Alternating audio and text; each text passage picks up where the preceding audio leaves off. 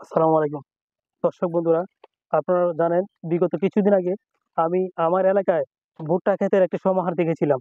সেই সমাহার থেকে আজকে এই ভুট্টার শেষ পর্যায়ে এসে আজকে দেখেন আমরা যদি কৃষকের সাথে কথা বলতে যাই, পাশাপাশি এই ভুট্টার পরিবেশ যদি দেখি, এই দেখেন এই জমিনে কিন্তু খুব সুন্দর ভুট্টা হয়েছে।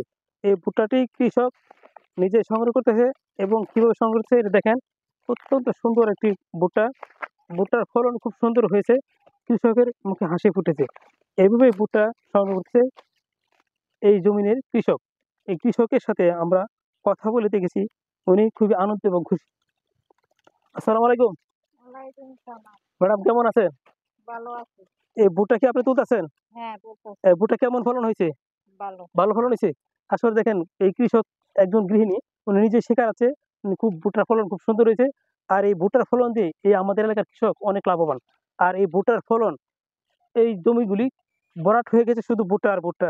আগামী দিন আমাদের এই জমিনে ভুট্টা আরো ফলন বাড়বে বলে আমরা আশা করি। আর এই জমিনে এই আমাদের এই লাল মাটি এলাকায় ভুট্টার ফলন তো দূরের কথা, কোনো চাষাবাদই হইতো না।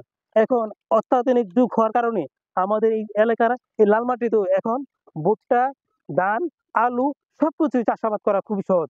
আজকে আমরা এই ভুট্টা খেতে এসে আপনাকে ভুট্টার নগদ প্রমাণ দেখিয়ে দিলাম যে আমাদের এলাকায় এই ভুট্টার ফলন খুব সুন্দর হয়।